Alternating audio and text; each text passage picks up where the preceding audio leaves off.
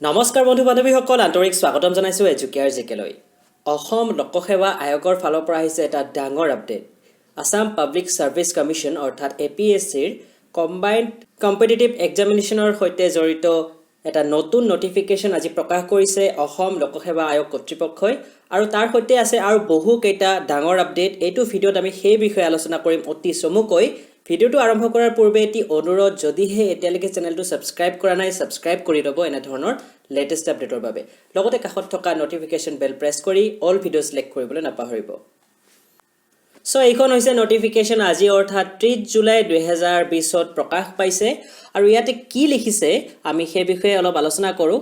So প্ৰথম পেৰাগ্ৰাফত লিখিছে, it is for information to all aspirants of the combined competitive examination CCE that the Assam Public Service Commission will be holding the next CCE as per the Assam Public Service Combined Competitive Examination Amendment Rules 2019 published by government notification number this for the 5th August 2019 available on the commission's website. 5 August 2019ত এখন notification ওলাইছিল, য'ত অসম লোকসেৱা আয়োগৰ যিখিনি নিয়মাৱলী সেয়া সংশোধন কৰা হৈছিল, আৰু 2019 চনৰ 5 আগষ্টত সেই নটিফিকেশ্যনখন পাব্লিছ কৰা হৈছিল।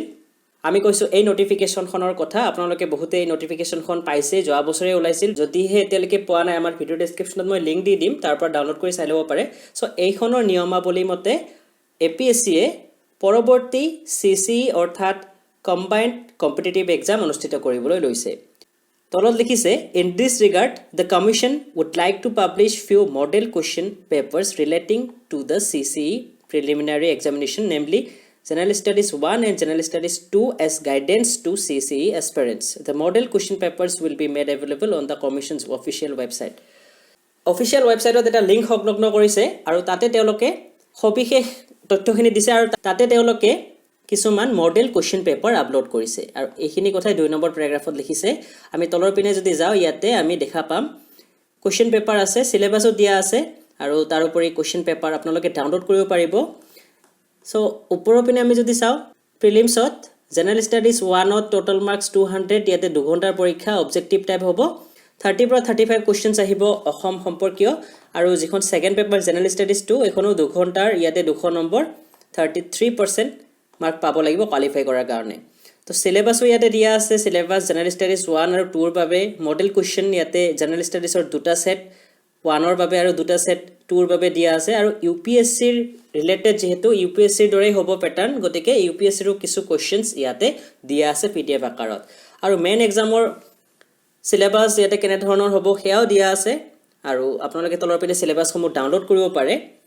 অতি ধুনীয়াকৈ ডিজাইন কৰা হৈছে ৱেবছাইটটো। আমাৰ ভিডিঅ' ডেছক্ৰিপশ্যনত মই লিংক দি দিম, আপোনালোকে চাই ল'ব পাৰে। ইয়াতে অপশ্যনেল ছাবজেক্ট কি আছে আৰু ইয়াৰ কেনেধৰণৰ চিলেবাছ থাকিব সেইখিনি আপোনালোকে ডাউনলোড কৰি চাই ল'ব পাৰিব পেপাৰ 7 আৰু 8ৰ বাবে।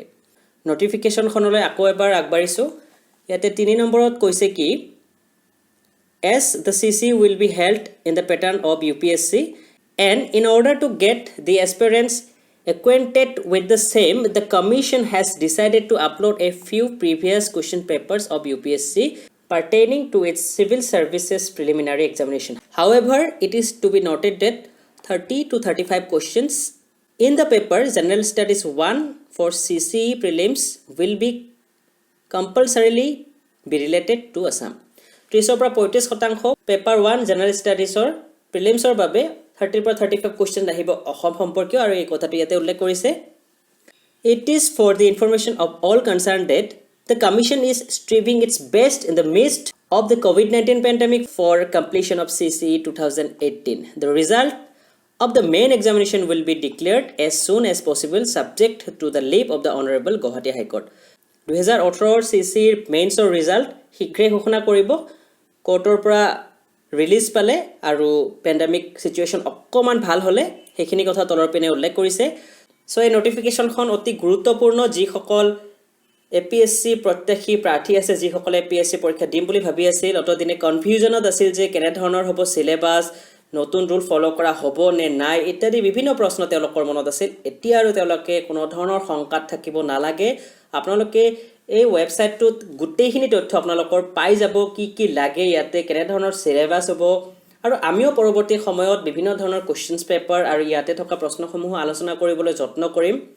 আৰু সিলেবাসৰ বিষয়ে পৰৱৰ্তী আৰু এটা ভিডিঅ' বনাম যদিহে আপোনালোকে বিচাৰে আজিৰ আপডেটত এইখিনি আমি চমুকৈ আলোচনা কৰিবলৈ যত্ন কৰিছোঁ আশা কৰিছোঁ ভিডিঅ'টো আপোনালোকে ভাল পাইছে ভাল পালে লাইক কমেণ্ট আৰু শ্বেয়াৰ কৰিব আৰু যদিহে এতিয়ালৈকে চেনেলটো সাবস্ক্ৰাইব কৰা নাই সাবস্ক্ৰাইব কৰি ল'ব লেটেষ্ট আপডেটৰ বাবে ভিডিঅ'টো ইমানতে শেষ কৰিছোঁ ধন্যবাদ